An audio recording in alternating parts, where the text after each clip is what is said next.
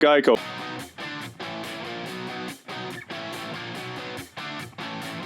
We are live. Welcome to episode 21of the High Slot Podcast.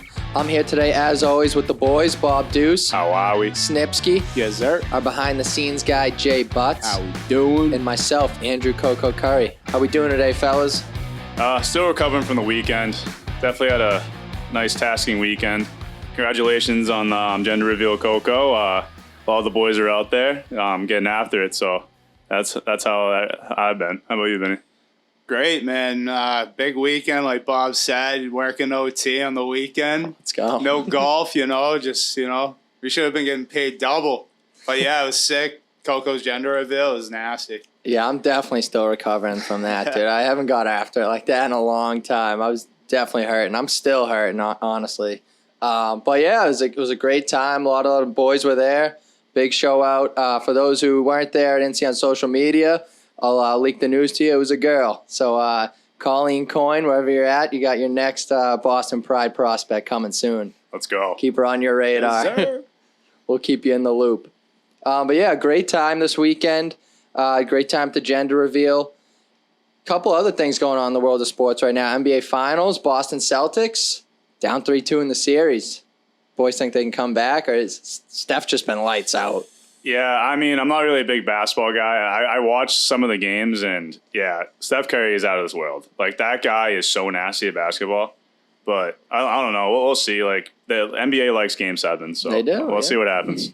Yeah, they'll have the extender in the next game, but Celtics just been beating themselves from what I've seen. Too many turnovers, but yeah. I mean, Golden State, they've been there, 6 times, so.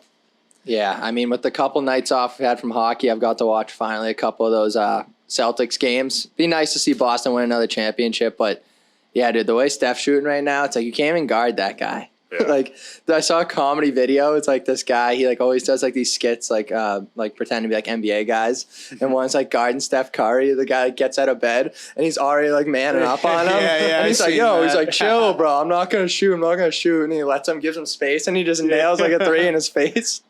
And he's like guarding him all day. And then like the first shot of the game, he just buries. He's like, yeah, sub me out, coach. Nothing I can do about that. Like, this guy just doesn't miss. Nothing I can do. Yeah. But yeah, dude, when you're shooting like that, there really is nothing you can do. It's been nuts. Another big sporting event happening actually tomorrow is the U.S. Open here in Brookline, Massachusetts at the Country Club. Boys, got any predictions? I think DJ is gonna have a big week. After signing with the Liv? Yeah, I think he's gonna come back. I think he's gonna I signed with the Liv. I just showed you guys what I'm made of. I'm gonna come here. I'm gonna absolutely rinse your tournament. Rinse it. But like the thing is, Brookline is a tough course. Yeah, dude, it's so tough. That'd be such a slap in the face to the tour if DJ just, or any of those guys really who just left the tour, come back and win it. Oh yeah, yeah. That rough, man. You see dude, it's no joke. I guess it's the like. I asked my dad. I was like, hey, like, who do you think's gonna win? Like, you have any prediction? He goes, whoever can hit their drive with the straightest. Yeah, no kidding. Because like, if you get in that rough, they show the practice round.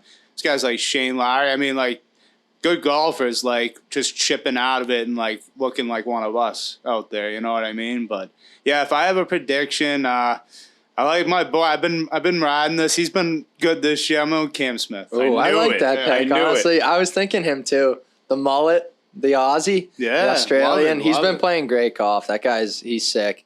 But I think you sent me that video of the rough where the guy drops it and then the ball just disappears. Dude, it just disappears. Like, how can your forearm's going to explode when you're on hit that? You can't even see what you're hitting either. Like, the ball's like totally gone in the rough. So yeah, like what you said, the Colonel said, like whoever's hitting fairways most consistently probably will win it. I'm going to go with the dark horse here. I like Will Zalatoris, dude. The young kid. I like that He's been in the top 5. I think he was in the lead on one of the last couple tournaments. I don't think he ended up winning, but he's been right up there, dude. The kid's been playing great golf. I don't think a kid that young has won in a long time. I wouldn't be surprised he comes out and shocks everyone. You know who lights out. You know who actually like won his amateur title at one of the courses? Matt Fitzpatrick. He played there and he won an amateur championship there, which I thought was interesting. But hey, he has success. You never know. Yeah.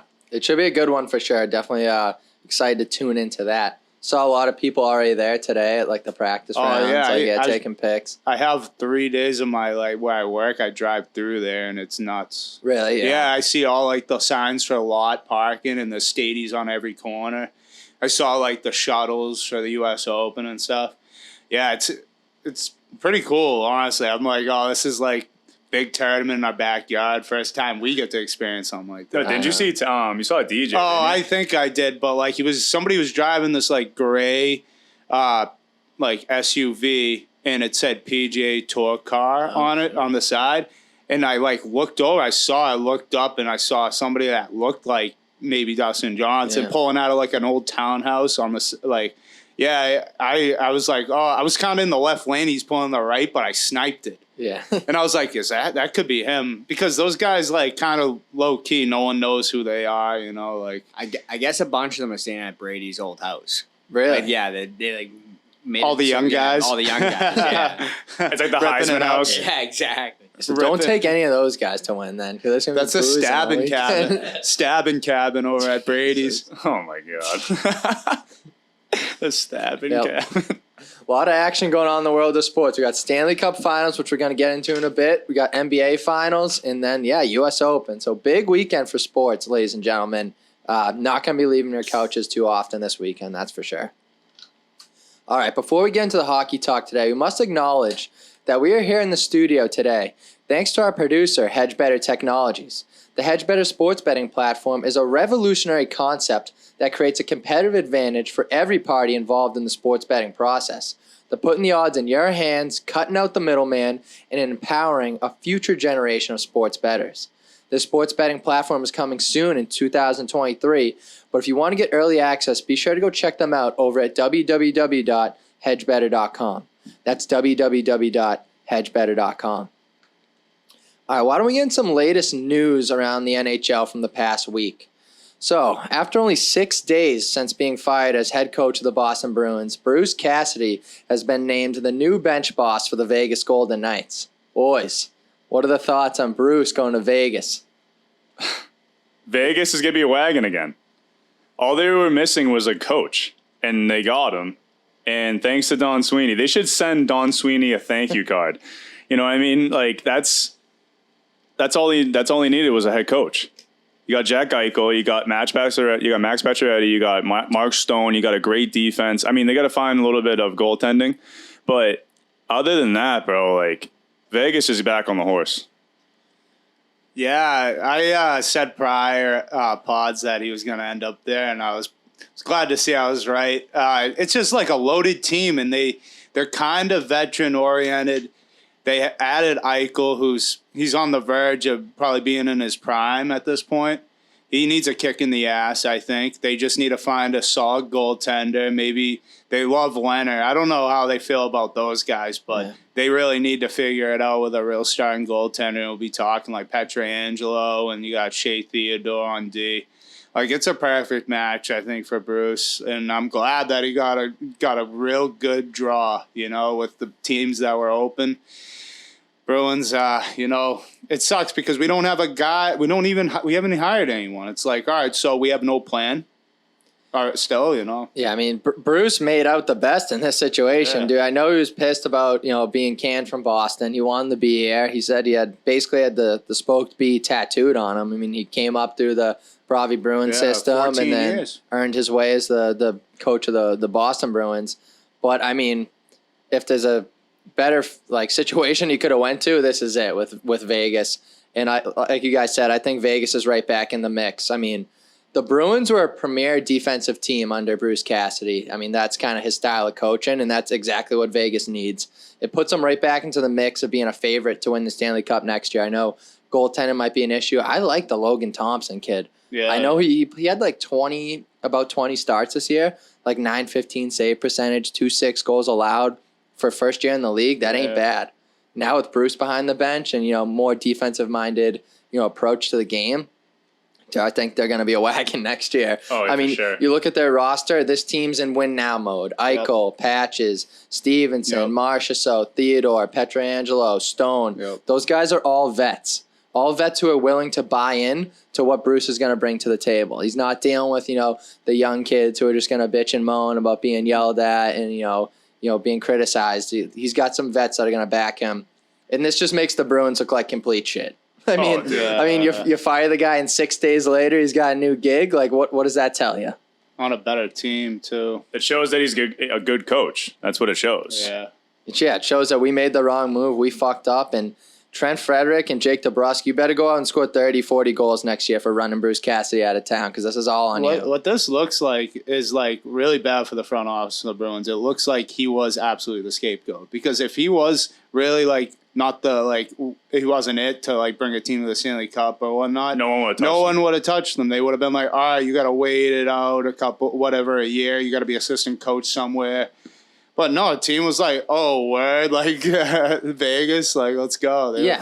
I think everyone around the hockey world was shocked that the Bruins were dumb enough to let Bruce Cassidy go. You probably had the front office in Vegas giggling dude, these idiots really just let go of Bruce Cassidy. Yeah, let's sign him up. I'm sure the whole hockey world was thinking the same thing. It's just, same with Trotzy too of the Islanders. Everyone was kind of like, what the hell? Why would you let him go? Didn't he step down?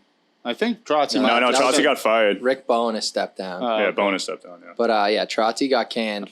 But dude, this is just more bad news for the Bruins. Yeah, bad news Bruins. It's a tough look.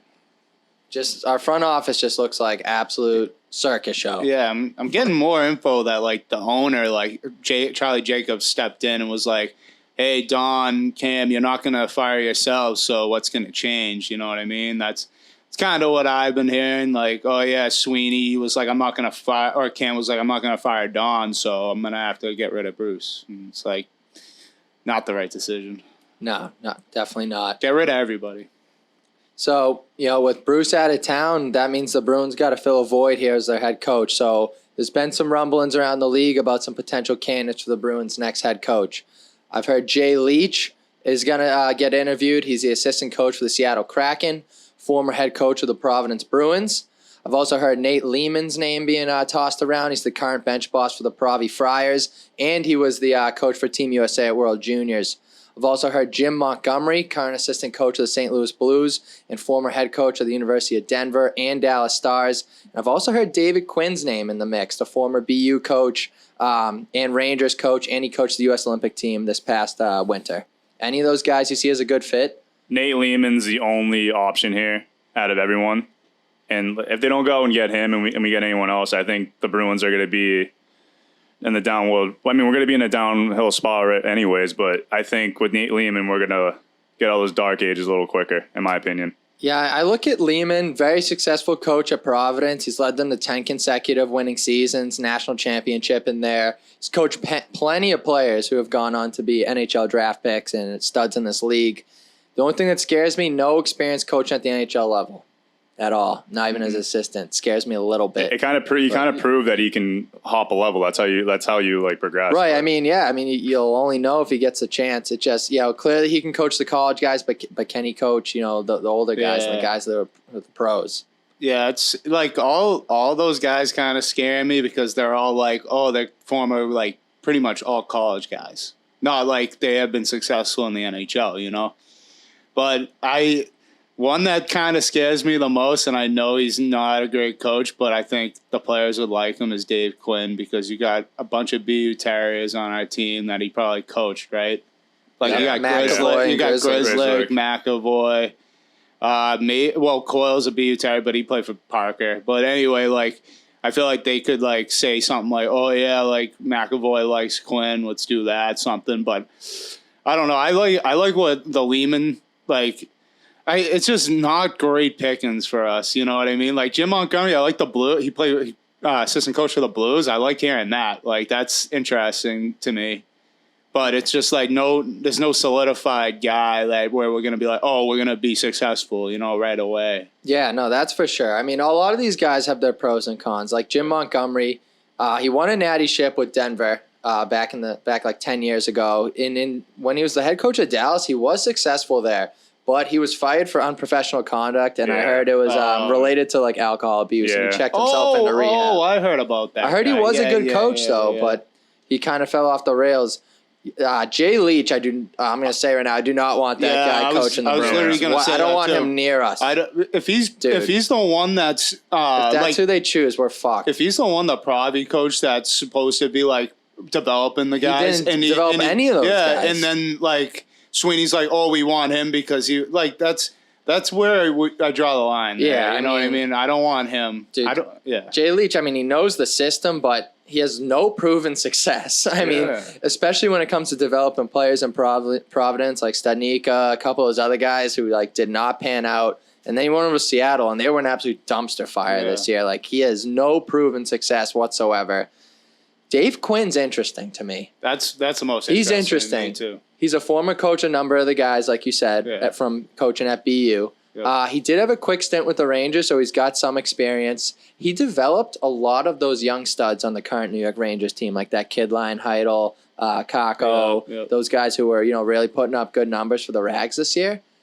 He wasn't the most successful coach with the Rangers, but I also think he wasn't really given much of a shot. They let him go only after 2 or 3 years. Really, he wasn't really that didn't give him a chance to really solidify himself. Is he a Boston guy too? Yeah, I think he's from Boston. Yeah, he's a Boston guy. I think he's from Boston. And yeah, I feel like if they kind of stuck with him a little bit, he kind of groomed this team that they have right now, who made this great run in the playoffs this year. So Dave Quinn, I wouldn't hate that. It's probably gonna be between Quinn or Lehman. Yeah. I think Lehman would be the best bet because, hey, if Lehman becomes bench boss, you never know. Maybe Callie might get a little burn. Guy Callie, call him up. Yeah. Quinn's from Rhode Island. Yeah. I Well, was not at Boston, but he's from around here. Yeah, Cranston. Yeah, I just looked at that too. But I would rather throw Callie in there than Grizz at this point. You know what I mean? I'd say Grizz down the A. I'm not even joking.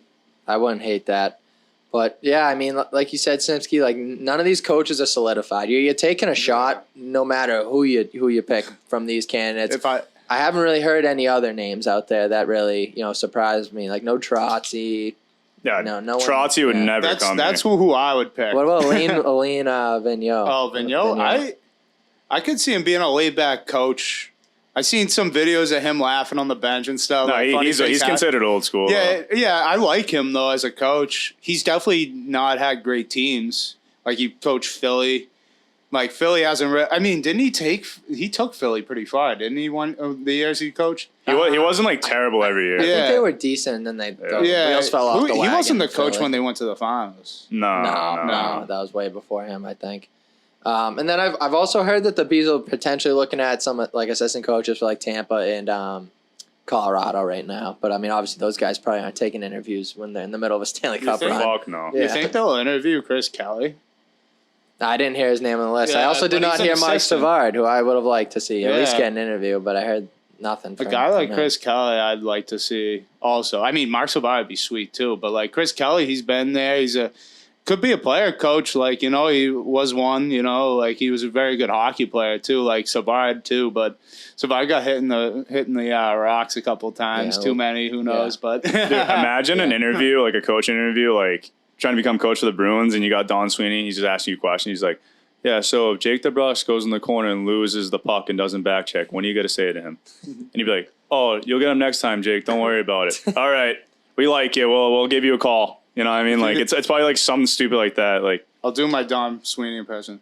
So, Mark, so if you see Jake go up the boards and he's playing defense and he doesn't move his feet and puts his stick out and the defenseman walks by him, what are you going to say?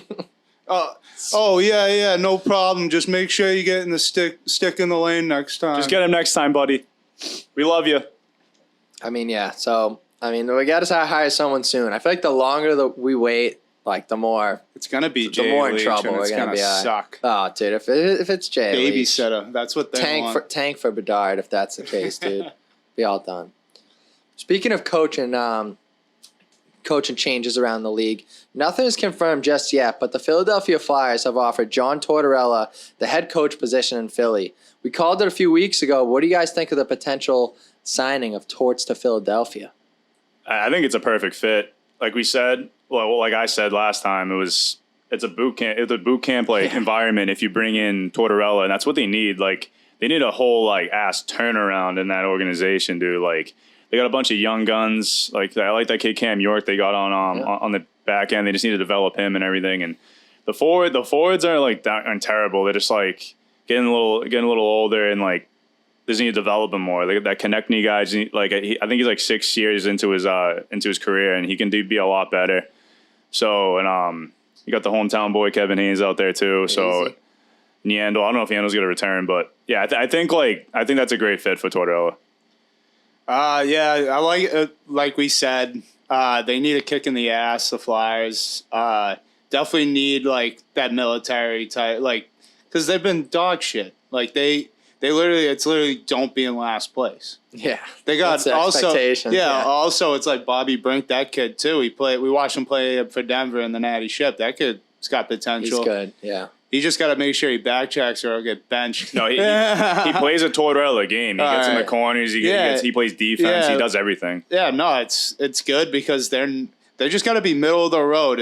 They're not going to make the playoffs next year. It's just make sure you're better than this year, and then Torts is going to get another shot depending on what the contract is, and they got to draft. Excuse me, they got to draft better. They just got to. And they got to sign better free agents. And they got Couturier, too, right? Yeah, he's kind of aging, though. Yeah, but, I mean, you can play hockey until you're, like, 35, 40, you know? Like, he's not there yet. With his injuries, though, I don't know how long his career is going to last. Yeah, he's been injured a lot. Yeah. I mean, he'll probably still be sticking around, so he'll probably keep him, rebuilding, but... Yeah, I think this is just what the Flyers need. I mean, this is going to be their 7th head coach in the past 10 years. They need some stability. Torts is going to get the keys to the castle in Philly. I mean, he's going to have free reign to do whatever he wants. There's no superstars really on that team that are going to like bitch and moan about him being tough. So I think Torts is perfect. They got a young group of guys. It's going to be perfect for Torts to mold them as players and kind of turn them into just young savages, guys who are just going to go out there and grind night in, night out. And like you said, the expectations aren't going to be high at all. Like it's going to be like, just be middle of the pack. Like, and if anything. If they do any better, then that's a huge win for them because they were awful this year. Torts is going to be breaking out the whip on these fellas for certain. A lot of bag skates, a lot of barrel on center ice. Get ready, boys. Yeah, everyone that's on the Flyers right now is probably just fuck. They're all running up and down Wally Beach. Those local guys. I gotta lay off the sauce. Those guys literally have. Oh yeah, what'd you say? I say the minute that ink dries for Torts to be the coach, Yandle's retiring. Yeah. He's all done. He's like, yo, Dave, can I get that Barstool contract? He's getting the fuck out. Yeah, Chicklets. He's like, can I get signed by Chicklets? Can I get that base pay, Dave? But I was gonna say, all those guys have on Philly like no leverage to bitch and moan about anything too. Like Torts is gonna tear him up. Like they better watch out because he's gonna be calling like, "Oh, you guys suck. Oh man, you're done. Your mother." Yeah. Hazy, lay off the sauce. There's something, guy. Yeah, he's gonna be on Wally Beach. That's what I'm saying. He's gonna be up and down Wally Beach with a shirt off, sweating all that booze Those out. boys better get in shape. A lot of bag skates coming. In other coaching news too, a local brewery in Winnipeg has offered Barry Trotz free beer for life if he is signed as the head coach of the Jets. You boys taking that deal if you're Trotzy? Fuck yeah, I'm taking that. Are you serious? He's already made so much money and he already proved himself as an NHL coach. And I think Winnipeg is gonna be. It's not like the sexiest place to go play, but like they kind of have like a roster that he can build around and stuff like that. Like they just need to if he comes in and does his game plan, implements his game plan for that roster, they're going to be a hell of a hockey team. You got the Kyle Connor, Blake Wheeler, Mark Scheifele. Like the list goes on. There's a lot of good players there. Hellebuck, Vezina winner at 1 year, and dude, I would take that. You fucking kidding me? Yeah. How much beer is that? As much as you want. Yeah, that's insane. Yeah, they're not cutting him off. Yeah, but I like Winnipeg for him because that's it's probably more high end talent. Like compared to the Islanders, they play the same type of game, but they got way better players on Winnipeg, like Bob was saying, like Kyle Connor. Islanders don't have that, but they play a defensive based style too. I mean, if I were him, I'd look at Dallas. Dallas is really good. Yeah. They don't play as good defense, but they score a lot of goals, and they got Ottinger now coming back, and that kid's red hot coming off his playoff. Yeah, I mean, Winnipeg is Trotzy's home province in Canada, too, so it seems like that'd be a perfect maybe he's fit gonna retire for him to come home. I mean, the guy who would be most psyched about this signing has to be Connor Hellebuck because Trotzy is defensive minded, defense first. And, Winnipeg struggles defensively big time. I mean, Hellebuck's been left out to dry for the past, 3 or 4 seasons. And he won Vezina Ever somehow. since he's won the Vezina. He's Yeah. had the most shots against in the league, by far. It's not even close. And he still has solid numbers. Yeah. But his defense is letting him out to dry. So I think this would be an ideal signing for Winnipeg, bringing Trotzy in and kind of shaking things up, changing the style of play a little bit. And like I said, they got some key pieces in there. There shouldn't be any reason that if Trotzy comes in, Winnipeg should be a playoff team next year. They should have been 100%. one this year. Yeah, they should have been for the past, definitely this should've. year, they definitely, underachieved. Last year, they made the playoffs, but didn't go as far. I think bringing in Trotzy would be huge for them. All right, another news around the NHL. Goaltender Mikko Koskinen is leaving the Edmonton Oilers to go head overseas to play in the Swiss National League. Koskinen was a pending free agent this year. Thoughts on the move by Koskinen to head overseas? You got it. Is that where he's from over there? No, I think he's He's Finnish. Yeah. He's Finnish. Oh, yeah. okay.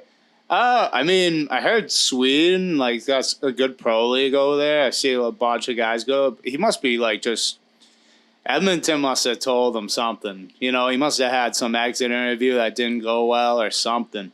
Because why are you going to leave the show? You get this is your best bet. Oh, at that age, how old is he? 34. Oh, Koskin? Yeah. Jesus, what the hell was that? I thought he was young. He's But been around for a bit. I yeah. guess, huh? The Oilers love just signing old Yeah, guys. I mean, they probably Yeah. would. They might have said, "Oh, we got this kid Dryden coming in, McKay. You're probably not gonna get any playing time." no, Plus- he's the Leafs. Dryden McKay, Oh, right? am I thinking about? Oh shit, Yeah, it's the my bad. Oilers. We're All talking about the yeah, Oilers. Oilers. My bad. But anyway, yeah, they got Mike Smith. Who are they gonna have in net, dude? They're hurting. Yeah, who the between the yeah. I was pipes. just yeah. I mean, they do have some options. You got Fleury out there. If he's not going to retire, Call me up, coach. I'm in. I'm ready. yeah, dude. Honestly, Koskinen. Yeah, I agree with Vinny. I think they might have told him so. I think Ken Holland was like, "Hey, bud, pack your shit." What to say? You're just say you're going over there willingly before we just release you. You know what I mean? Just save the fucking embarrassment. Yeah, I think it's a bit surprising. I mean, I don't blame Koskinen for the move. He's 34 years old. Probably wouldn't have been the starter for Edmonton next year anyways. This leaves potentially Mike Smith as their only goalie for next year. But, Yikes. But there's no way. Sheesh. There's absolutely no way you can bring back Mike Smith if you want a legit shot at winning the Cup Fuck next no. year. They're out of their mind if they do that. So who does Edmonton go out and get? Some potential free agent goalies are Marc-Andre Fleury, Darcy Kemper, Ilya Samsonov, Jack Campbell, Casey DeSmith, Alexander Georgiev. There's some guys out there that they could go and get, and they need to. You can't bring back Mike Smith. You absolutely can't. Fleury would be so nasty with them. That's what I'm thinking. I think I saw the list. I think the two goalies that you really look at, obviously Flower for fucking the first spot, the starting position, and I like that kid Scott Wedgwood. Wedgwood, yeah. He backed up Ottinger. Obviously, he's not going to be starting over there. But the thing is, over at Dallas. But the thing is, he's going to be a backup over in Dallas. That kid Ottinger's going to be a fucking. yeah. He's a that stud. kid's going to be a He's an stud absolute stud. for years to come. So, if Wedgwood is an unrestricted free agent, if I was him, I would talk to the Oilers. I can see him in an Oilers uniform too. When you sent that list over in the Slack a couple days ago, I was like, who I liked who played well, but he got hurt was Casey DeSmith too. I like that. Yeah, he's solid. He definitely had shaky during the regular season, but he came to play, and if he didn't get hurt, I think friggin' Penguins win that series. But that's Wedgwood, like him too. He was a big pickup for the Stars off of New Jersey, right? Yeah, he was He was pretty New Jersey. decent in New Jersey. Yeah, a team but if that's I'm- bottom of the barrel. But if I'm him, I like Dallas for him. You got two really young, solid goalies, Ottinger and Wedgwood. You can split time. You don't have to ride a horse, one horse. Yeah, but what the goalies like to have their own show though. Yeah. So if he sees he's not Ottinger's Yeah, but- obviously way better than him, he's probably fuck it, I'm just gonna go over to the Oilers and try to win with them. Because dude, the Oilers are getting to the point where like they're driving Connor McDavid to be a fucking unfaithful prick now. He's going out like cheating on his girlfriend and shit. Like he's just like, wow, I just like carried my team all the way to the Western Conference Final and just can't win. You know what I mean? Like, he's gonna get laid. He's taking his demons fucked up. up in the I know, dude. He was like cross-eyed, and the guy just goes, "Hey, Connor." He looks at the camera. He's like, "Huh?" And he's like, "Oh shit, someone saw me. Fuck!" And then it's just all over like the internet. Girls are rocket too. Breaking the bro code though. Come on. I don't expect anything less from him. Best hockey player in the Yeah, world. Guy the can do what king he of wants. Canada. The way he plays hockey, come on, dude. Guy can do what he wants. You got to be burying. On and off the ice, you gotta be better. Yeah, you got all those at bats, dude. Tap one back door. I wouldn't be married, dude, if I was him. I'd just be stabbing cabin. But going back to the goaltending situation in Edmonton here, I think Fleury would be the perfect fit. That's just me. I think if they want to go out and win a cup next year, I think you go and grab Fleury. But he's also 37 years old. You got to look for your future, too. I mean, who knows how many more good years he has left They in might him. as well get Mike Smith to back him up. No, Mike Smith can't be on that roster They next might as year. well. He's gonna be the goalie coach, maybe.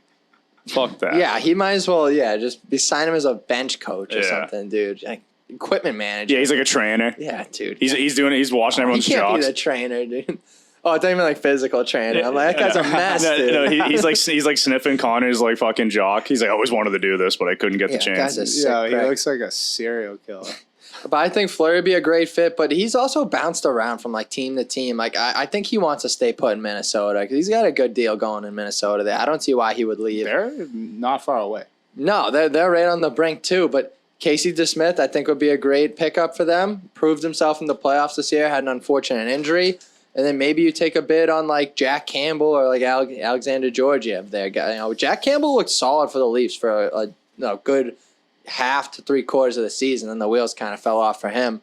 Georgiev really hasn't gotten any chance to prove himself. He was supposed to be like a big prospect coming up too, and then Chesty just stole the spotlight. Took the I reins. think that'd be a good move for Georgiev to get out of there because he's not seeing much time. He's gone. The way they use like their goalie situation over there in New York, it's like they ride the bull. Yeah, they ride Chessie until he has a bad game, and then they put in Gorgiev, which is once every like 10 games. But you can do that with Chessie. He's so consistent. You don't have to like worry about him getting in his own head. That's what I think it comes down to when like teams like use how they use their goalies. Like they split Tuukka half the season here, and he was good enough to be like maybe 60, 70 games. But I don't think he could carry it mentally, you know. No, what I mean? but then you get into the playoffs and these guys are gassed. Yeah. It's tough. So Edmonton, you got some options. Just don't bring back Mike Smith, and you guys will probably be all set. And then Connor McDavid's not requesting a trade. I'll laugh so hard if Mike Smith returns. I'd be so. Oh my. Oh my god. 47-year-old Yeah. Mike Smith.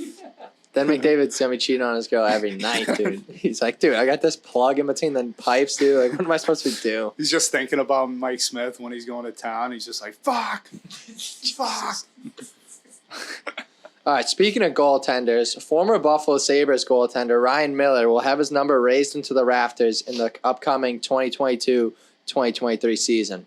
Ryan Miller spent over a decade with the Sabres and will join Hall of Fame goalie Dominic Hasek as the only other netminder to have his number retired by the team. Thoughts on Ryan Miller getting his number retired, boys? Absolute legend. He's probably like one of the most consistent goaltenders. Yeah. Like he was just consistent. Like he wasn't really like. I mean, he had a couple of seasons where he'd be like, "Holy shit, Ryan Miller!" Like whatever. He won the Hart one year, didn't he? I don't know if he won Hart. He won Vezina. Yeah, I think he might have won MVP if I'm not mistaken. I might be wrong, but yeah, he had like a couple of seasons. You're like, "Holy shit!" And then but his bad years weren't like necessarily bad years. Like he was always just consistent. The team might have been bad, but he wasn't playing Exactly. bad himself. Yeah. Yeah, and it's well deserved that he's getting his that's sick that he's getting retired with Dominic Hasek. Yeah, though. right? That's That guy- nasty. I mean, Ryan Miller should be a Hall of Famer too, in my opinion. Yeah, I think he should, so. Like I always like Bob said, he was consistent. Ryan Miller was always a great goalie. Like whenever I seen him out there, but he had some runs with Buffalo, like in the playoffs. Old school Buffalo too, the red and black jerseys. But then I think he was like in between, where it was like the end of those jerseys, and then he wore like those dust ones. Yeah. The dust ones. the worst jerseys of all time. Yeah. But I I gained so much respect for him in that gold medal, like the Olympics that year when he absolutely carried us. We were good, but like the way Ryan Miller played was unbelievable. And then Sid the Kid broke everybody's heart. I hated him. I love him now. Like I just have respect for him, but I couldn't stand him. Yeah, it took me 6 years. Yeah. Oh man, I was like, once I saw Sid like win those cups, I was like, I was rooting for him. But like before that, I was like, I want to see his head on a stake, dude. Yeah. After what he did to us, that wound still hasn't healed. He's so nasty though for that. But just to read some of Ryan Miller's stats, he's the franchise's all-time leader in games played with 540, all-time leader in wins with 284, and all-time leader in saves. He played in the league for 18 years, and he's the winningest U.S.-born goalie in NHL history. That's Hall of Fame. Hall of Fame. Former Vezina Trophy winner back in 2009, 2010. Led the Sabres to back-to-back conference finals appearances in 2005, 2006, and then the 2006, 2007 seasons. Unreal Olympic goalie, too, like you guys said. That can't go unnoticed. His performance in the 2010 Olympics was just like, was something else. It was ungodly. 946 save percentage in that Olympics, up against like the best talent in the world. Canada was so sick that year, too. Led U.S. Russia was nasty, too. Yeah. Russia was stacked. Led U.S. to the gold medal game, and then we all know what happened after that. I don't want to talk about it. Never forget where I was. Wait, what happened? Yeah, exactly. All right, why don't we get into some playoff update? So, the records after the first, second, and conference finals rounds are as follows. Bob currently in the pack, 10-4 on his series predictions. I'm in second, 9-5. Snipsky, 7-7 after sweeping the conference finals. And we have our official loser, Jay Butts, who lost both conference finals picks and is now 5-9 on the playoffs. It's been a tough run for Butts with the Nips, and then now Money dough and jiggle losing jiggle. the TikTok challenge. It folds. Yeah, I'll be getting both bet losses. I'll be doing it down in Maryland. Let's go. Yeah, dude. No, you're gonna get like hoop earrings and just do the dance. Yeah, I'm gonna do it right after I get it while I'm still bleeding. Yeah. Dude, nipples red as fuck, and you're just like, You gotta have like Band-Aids and just rip them off. It's gonna hurt. Oh, that'd fucking kill. Jumping right in the ocean. A lot of content coming from Jay Butts, though. A little round of Content applause for machine. him. Let's go. So Jay Butts mentioned the boys are going down to Myrtle Beach in the next 2 weeks. Week and a half. Yeah. Week and a half. We're gonna be down there. Lots of content coming from Myrtle. A lot of golf, and like Jay Butts says, his nipples and the little TikTok dance coming your way. So stay tuned. A lot of tin roof. Yeah, a lot of tin roof. The boys are heading into their own off season, you know. We're going golfing. Need it. Might have to do a pod down in Myrtle. The Stanley Cup's still going on. Yeah, we should. Live show at least. Find us at Tin Roof live show. Dude, we should get fucking absolutely blitzed. We should That'd get be nuts. We should get absolutely sizzled and just do a live show. Yeah. Or just go around and start like interviewing people for no reason. We're like, oh yeah, what's your thoughts on the cup? And we're down in like South Carolina. Everyone's like, what the fuck's that? No one follows hockey down there. Like, who's in it? Yeah. No, they'd be like Carolina. It's like, is it the Canes? Yeah, they'd be no, they're not in it. I'm like, fuck the Canes. They screwed me. Yeah.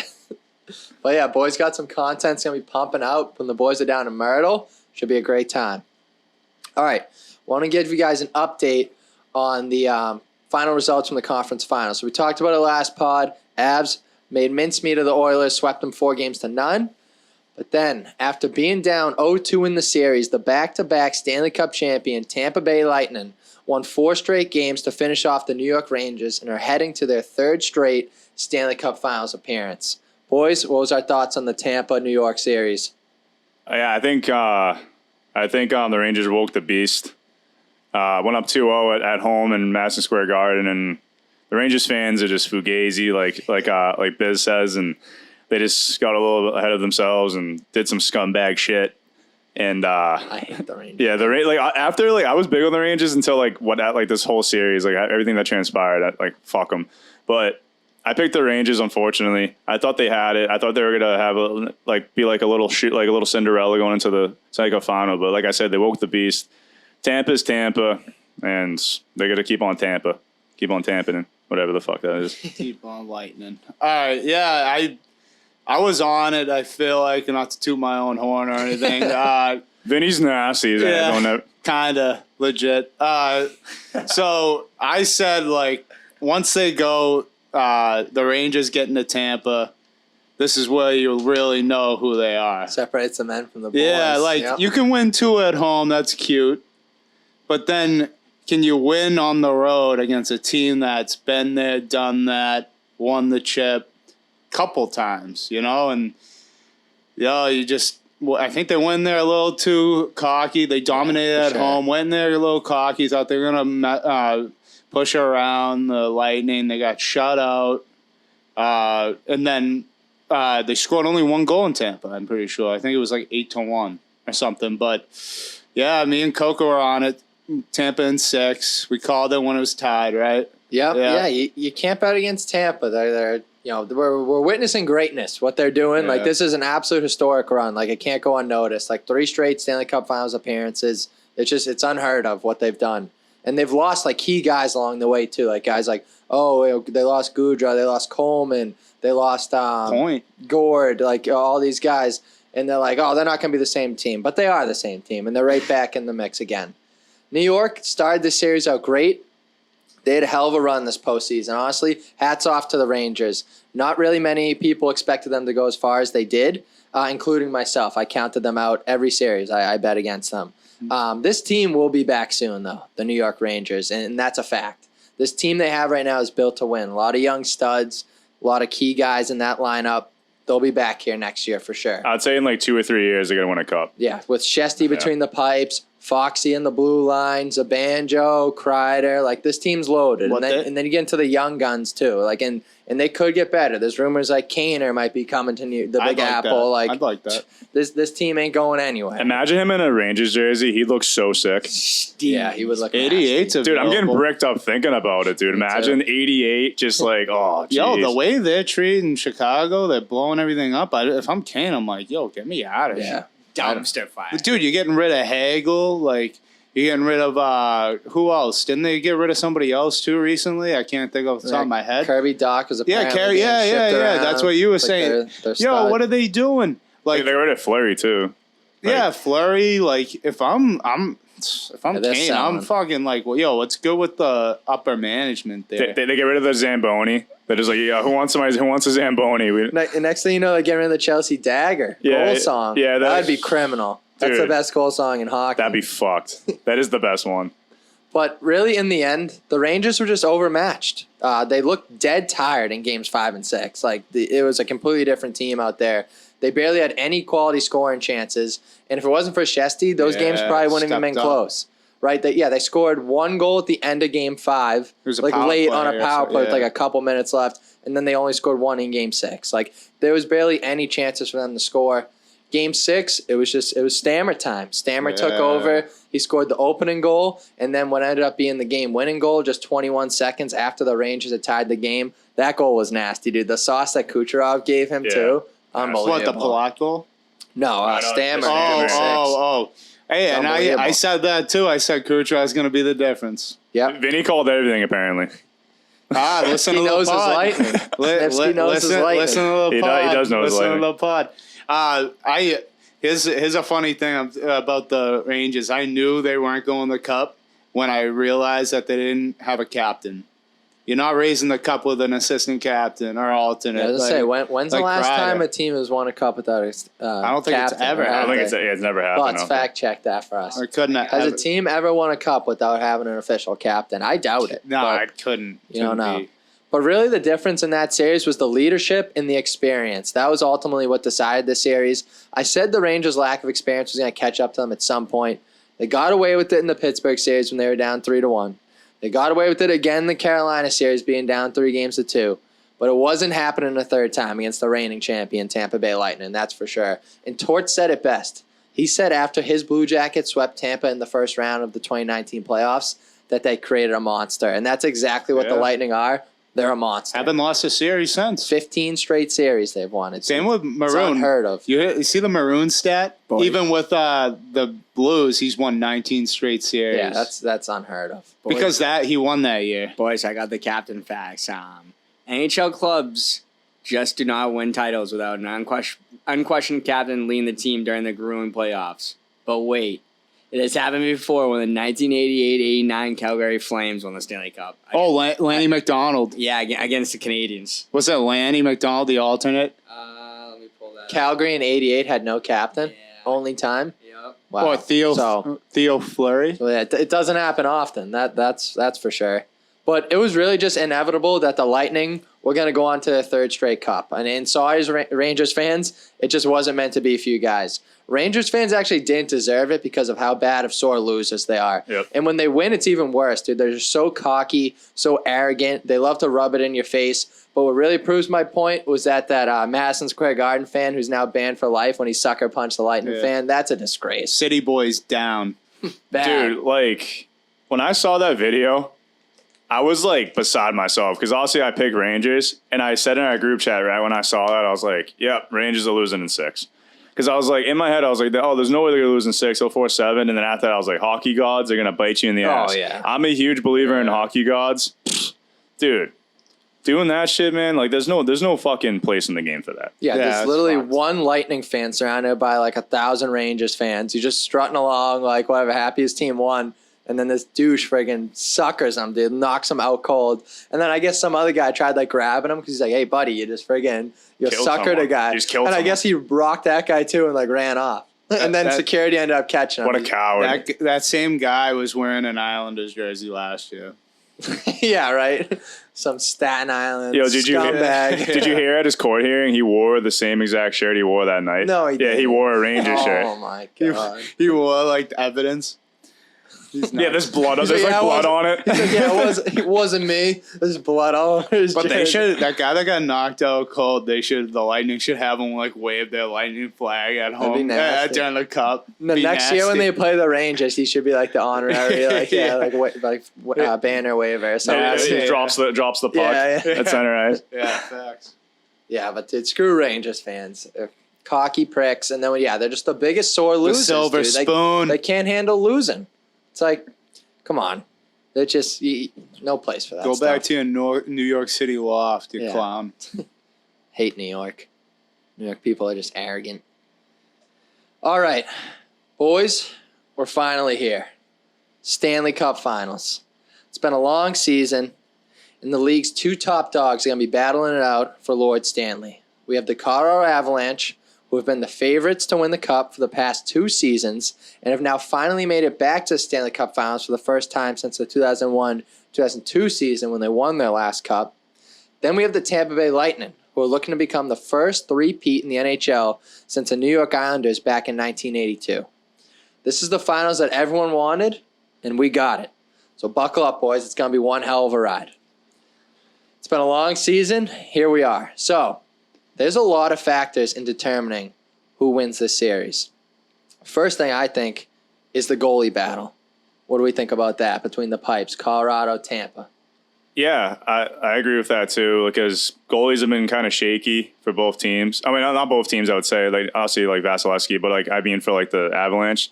That's why I'm going to be teetering more towards the Lightning in the series because one, like that stat would be the first team that go three-peat since the Oilers or whatever, and the Islanders. Yeah. My bad, Islanders. Yeah, the Islanders since the '80s. So history repeats itself, baby. It does, yeah.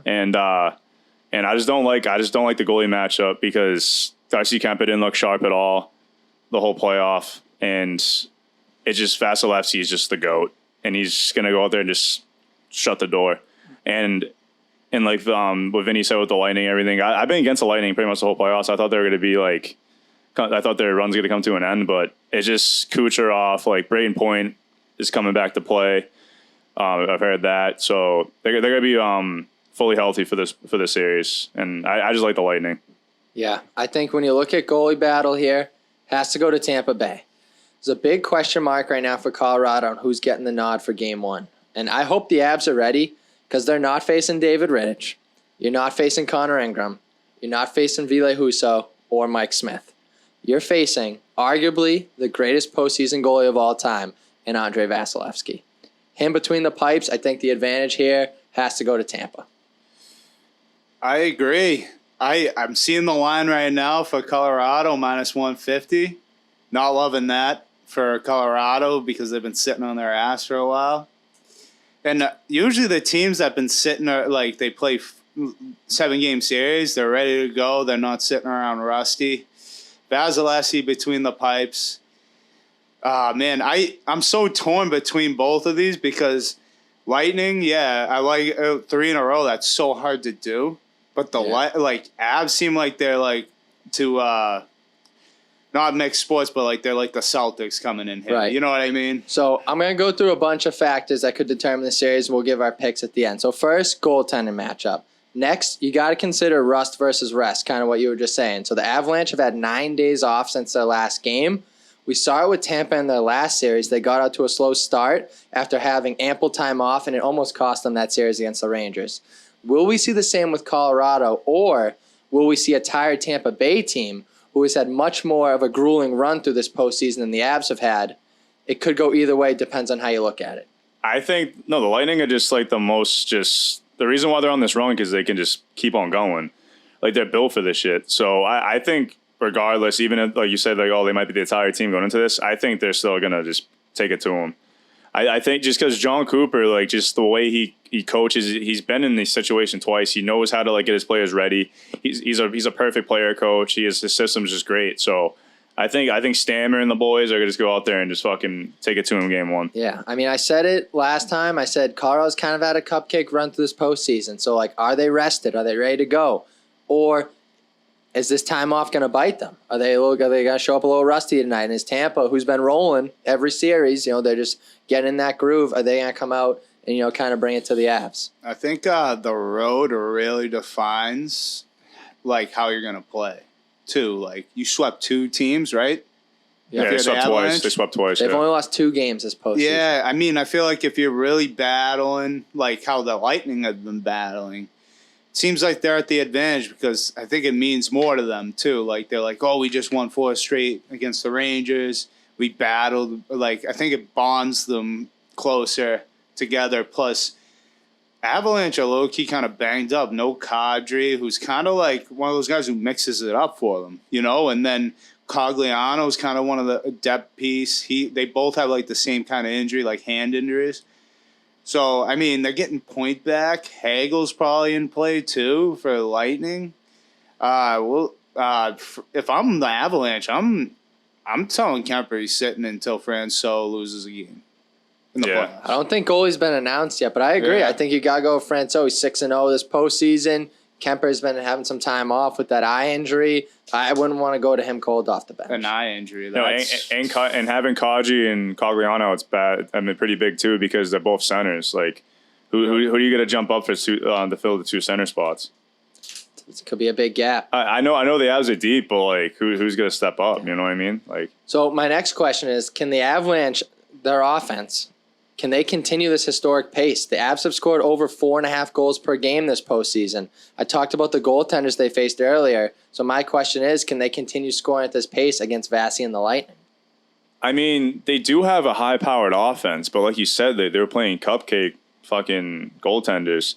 Yeah, and like beer league goalies. and Bennington before he got hurt Which kind of shut them down. Yeah, shut him down. So, and Vasilevsky is 10 times better than Bennington.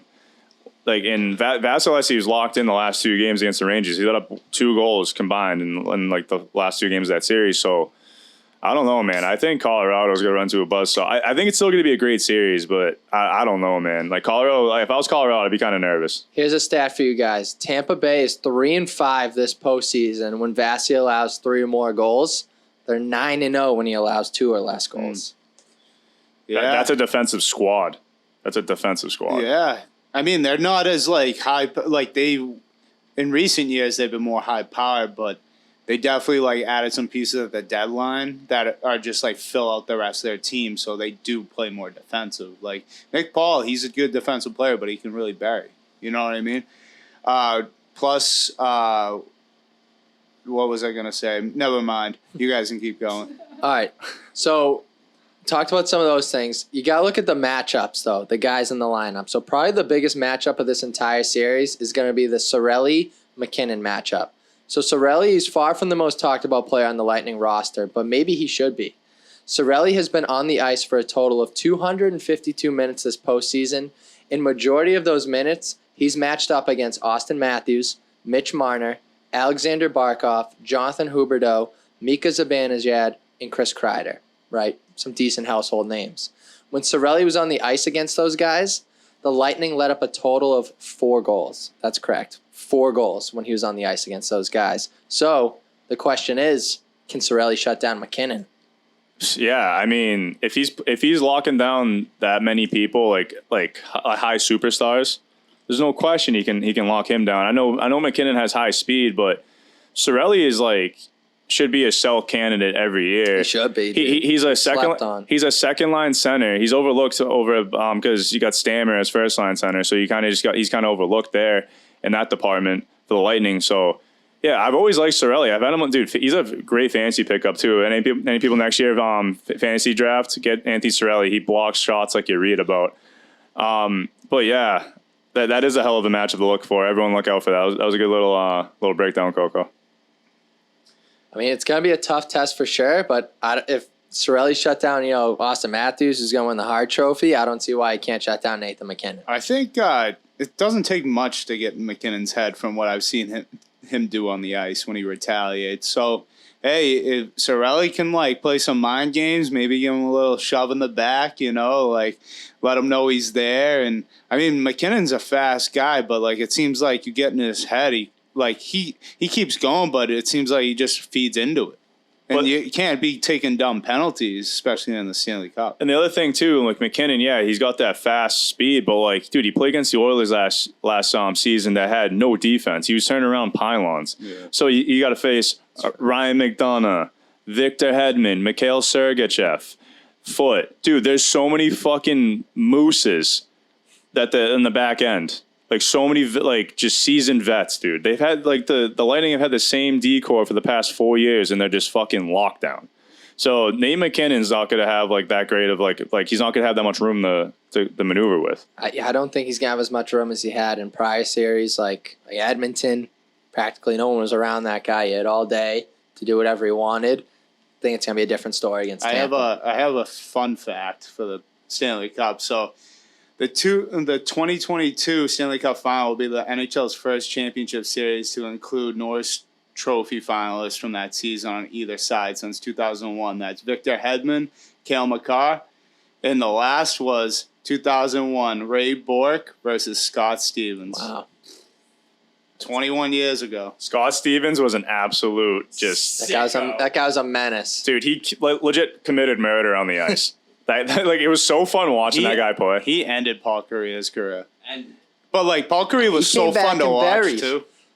Kariya, that's my favorite hockey moment of all time. Gets laid out by Stevens, guy's dead on the ice. Comes back in the locker room 10 minutes later and goes top chi on Marty Brodeur. Yeah. After that, place erupted. He went straight to a dark room right after though. They're like, dude, you're done. Yeah, his brain was scrambled. I watched a documentary on Paul Kariya, and they asked him, they're like, yeah, you remember anything after Scott Stevens? He says no. Even scoring, legit, he doesn't remember anything. Yeah, his brain was scrambled eggs. Yeah, he probably watches the highlight. He's like, "Fuck, holy shit!" I wish I remember that. One of the best calls of all time, though. Gary Thorne. Yeah. Gary Thorne, bring him back to ESPN. Yeah. He was nasty. He still is. He's off the floor and on the board. Paul Kariya. I guess he calls games for the Baltimore Orioles. It's no, what the fuck's going on? That's garbage. Yeah, no, it's dude, he goes nuts for home runs. It's I want that hockey call back now. Yeah, he went from yelling at NHL games to being like, all right, so we got a 1-2 count here. Yeah, no, and then he's just like, oh, a little bit outside. It's God! And you know how electric Gary Thorne is too. He makes it seem like he scored the goal. Yeah, an Orioles game with 30 fans at it too, because they're the worst team in baseball. Yeah, he's just like, that one's a little outside. That one's a little outside. That guy clearly peaked. He peaked back in the 2001 finals. He must be paying some good money. That was later on. But all right, so one last factor I see in this series is the status of Nazem Kadri for Colorado and Braden Point for Tampa Bay. So I've heard that Braden Point, who has missed the last 10 games for the Lightning, is confirmed playing tonight, which would be absolutely massive for Tampa, as he's led the NHL in postseason goals the past 3 years with a monster 30 goals in that span. Kadri has also been a huge piece for the Avs all year long, but a thumb injury from the Edmonton series could keep him out of this series entirely. So how big of a loss would Kadri be for the Avs, and could that swing the series? It would 100% swing the series. Kadri, like you said, has had an unbelievable playoff. He's been the best. He could have been the best player on that Avalanche roster for the playoffs because he brings so much to the ice. Like, yeah, he scores goals, gets in the gritty areas, but he also gets in people like under people's skin. And like in like that play with Bennington, yeah, like you could like say whatever, like say if he did it on purpose or he just went hard in the net. I think he just went hard in the net. So that's what he does. He does the hard nosed things, does the right things that leads to certain outcomes to the game. He's a huge game breaker, in my opinion. So he's had one of his best seasons. Oh yeah, 100%. He's lighting it up. Like if there's no Kadri for the Avalanche are gonna have a tough time this series. Yeah, he's a big missing piece. And he's not officially ruled out. He could come back. Doubtful for game one. Could see him at some point in this series. But I think getting Point back and having no Kadri, that could be big. The big thing about both these guys is the power play for each team.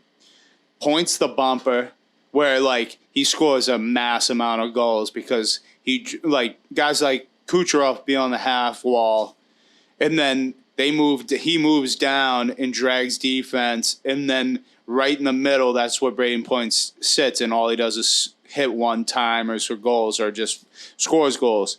And Kadri has the most power play assists or most assists on the team.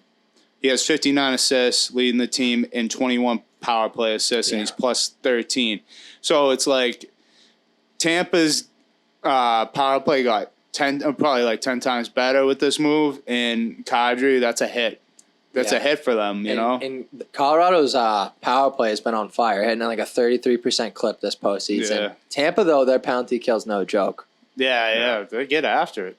So even Stammer's out there fucking killing penalties, you know? Like the PK wins you championships. Like, yeah, like you said, you got like Stammer, your own captain, the guy that's supposed to be just like a 1T from the point. And he does that out, too. He's out there just taking one off the ankle, getting back there, like getting back on the bench, recouping for 30 seconds, going back out. Like that's like the difference, man. If you just get like just put your body on the line, getting sticks in the lanes, taking pucks, man, eating pucks. That's the difference between winning and losing. Yeah, dude, Stammer has aged like fine wine. Like that guy, I mean, he was unbelievable when he first came to the league. Then had that unfortunate injury, broke his leg. His career could have been over right there and then. Nothing stopped that guy. Came back. Took a couple to the face. Now he's in his third straight cup. And he's still killing it. Never late 30s. Never left Tampa, you know. Yeah, true to Tampa. And remember that Bruins game 7, he took one right in the face. Yeah. Went out after to the bars, boozed with the people of Boston. Like, you know, he's a warrior. He doesn't take shit, which I love. And then he's got that whole locker room under control. You got Cooper, the coach. Cooper probably doesn't have to do too much in that locker room, you know? He just, like, goes out there and coaches, you know? Yeah. So, after all we talked about, boys, who's your pick to bring home the Stanley Cup this year? Tampa Bay. Got to go with Tampa Bay. Just all those stats. Like, everyone probably listening, me breaking it down, it's like, Robbie's stroking off the Lightning. And I've just been betting against them the whole entire playoff, and I just think they're destined to go on a little historic run here. The way I've been talking about Tampa on this pod, it probably gave it away. I'm going Tampa. I honestly wasn't gonna until I heard Braden Point was in. When he's in, he's on fire, and he's a force to be reckoned with on that power play, and even 5-on-5. You got Vazzy, the way he played the end of the Rangers series. He's on one, and he wants this bad. He's unbelievable. Let's go Tampa Bay, like Bob said. Is Braden Point the Snipsky X Factor this series? Because he said it was Kucherov last series, and he went off. Yeah, we'll say that. I'll say Braden Point's the most important player in this series. Well, I got one more thing to say too. Have you ever seen Vinny and Braden Point in the same room though? I've never seen it. Yeah. So maybe Braden Point's sitting right next to me right now. So I don't know. I gotta get on that red eye. Yeah, right to this, Vinny's like, oh yeah, I gotta go to work like late. It's like, dude, you work in the morning? He's like, no, I'm gonna work late, and then he just gets a red eye over the fucking Colorado. No, my buddy Wom's giving me a ride to Colorado after this. You gonna make it there by puck drop? You got a couple hours. Yeah, no, we got it. I mean, this is probably one of the toughest Stanley Cup Finals to pick in a long time, I think. I mean, you got the best of the best going at it. That's what it is. You got the the champs, the two-time back-to-back champs, versus arguably the best team in the league for the past few years. They've been right up there. President's Trophy winners, but last year, almost won it again this year. The Avs are a wagon. They're no joke. They're no cupcake. I know they've had a bit of an easy ride, but the Avs are legit. But looking at the stats, looking at the goalie battle here, looking at Russ versus Rest, looking at, the matchups, Sorelli, McKinnon, looking at the injuries with Kadri, Point coming back. This is one of the greatest runs in NHL history, and I don't think it stops here. It's Tampa Bay for the three-peat. Everyone in the world, too, wants to see Tampa Bay lose. Everyone wants Colorado to win. Fuck that. I'm on Tampa. Been with Tampa this whole postseason, not stopping now. Me too. Tampa Bay gets it done. Because in 7. And the other thing, too, we're all at witness greatness, right, with Tom Brady and the Patriots. Dude, I love seeing a dynasty. I think it's kind of sick. Hey. You know what I mean? Like we lived it like in our hometown. Now we get to see it happen, and like it's just funny how like Brady went from Boston, did it not here, and then he moves down Tampa, and then starts going down. It's What's like happening in Tampa? yeah, just fun. that's what I was gonna Greatness say. follows Let's not Brady, forget. dude. So Brady's in Tampa. yeah, If Brady goes down there, whatever he touches turns to gold. You know what it is? People just hate seeing other people win, and people hate seeing other people thrive. They hate it. They're just haters. You can't hate on the Lightning. You got to respect it. You gotta respect. They're a dynasty, team of greatness, one of the most historic dynasties in all of the NHL. They're going to etch their name up there with the Edmonton Oilers, with the New York Islanders who won 4 Stanley Cups in a row. Next up is the Tampa Bay Lightning. It's been a while. It's been about 40 years since we've seen this. So I think history repeats itself. They're due. Tampa again. I'll put Mostly built, not bought, too. Got it. Yeah. Yeah. Yep. A lot of those guys are core guys that they homegrown roots. Avs will have their shot again. I think It's not their time. Yeah. Not yet. I'll put a number on the games too. Since you guys did, I'll say I'll give 6 games for Tampa. yeah, I'll go Champa 6. So I have a good fact though, and it involves Tampa already did this. Only 4 NHL preseason favorites over the past 30 years have gone on to win the Stanley Cup. The 2020 Lightning, 2015 Blackhawks, 2002 Red Wings, and 97 Wings. So two Wings teams have done it. Are the Lightning the next? Might be. Maybe. We'll see. I'm going with Tampa. That's been my team. I was down there earlier this year. I witnessed Amalie Arena. I witnessed the Tampa dynasty. Can't go against them now. We don't need to hear Butts pick because he's in dead last. You don't want to hear it anyways. He's gonna pick the Predators.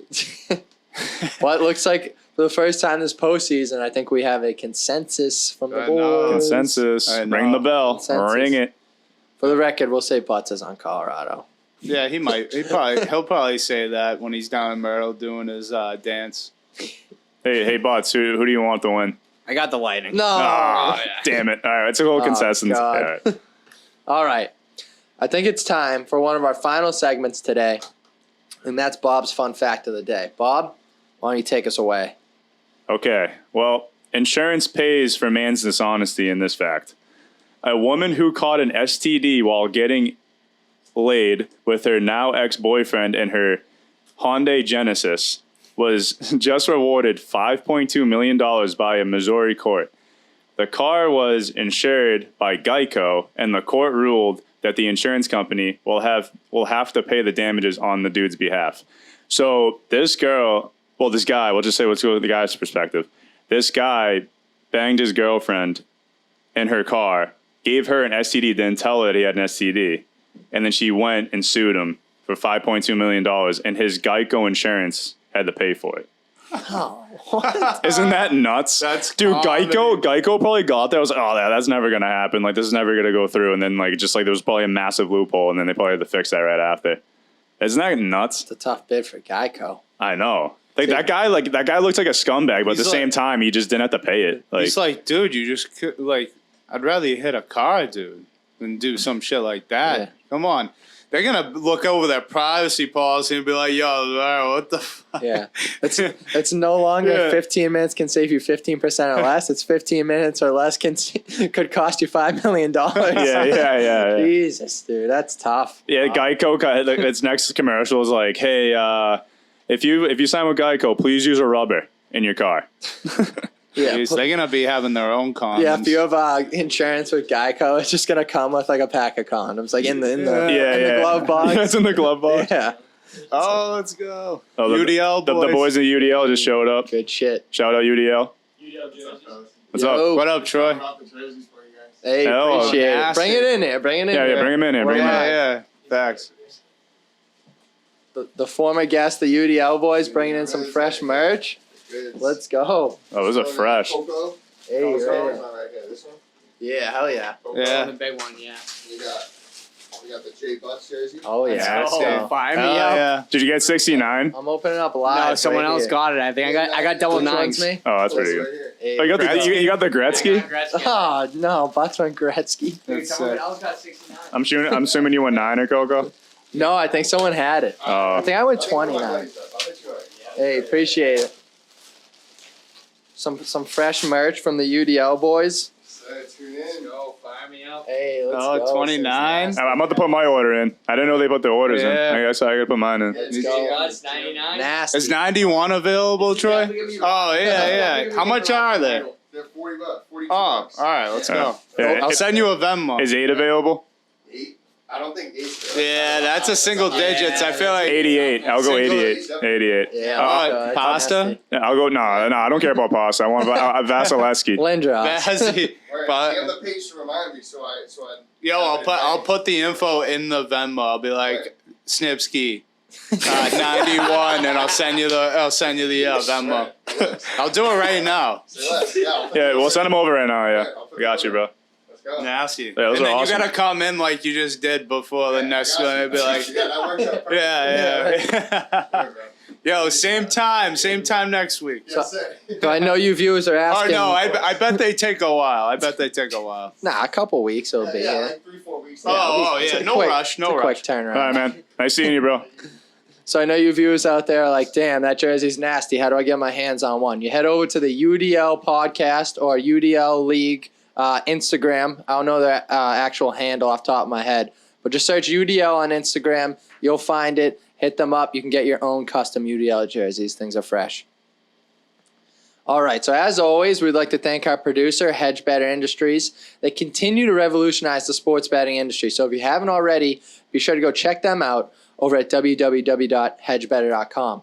That's www.hedgebetter.com. Also, don't forget to buy your tickets now for Kings of Combat on July 16th at Doherty Gym in Braintree, Mass. Doors open at 1 p.m. for the exhibition fights, which are being headlined by none other than the hometown hero, Bobby Lights Out Lang. His opponent is currently to be determined, but I'm hearing some potential. He might be fighting former NHL player and local legend Billy Tibbetts. Oh, wow. Don't want to miss that. And The whole following damn show. the exhibition fights will be the pro card, headlined by Anthony Hines, who's currently 8-0 in his pro boxing career, Marcus Bates, Eric Goff, who's also 5-0 undefeated, and Donnie Palmer, a.k.a. Dorchester Donnie. Go get your tickets or order your pay-per-view now at www.kingsofcombat.com or visit the Kings of Combat Instagram page and click on the link in their bio. People are calling this the must-see event of the summer, so go get your tickets now before it's too late. July 16th, Doherty Gym. We'll see you there. Let's go. Kid never misses an ad read. Never, ever. All right, I think that just about wraps it up for today. We hope you enjoyed another episode of the High Slot Podcast.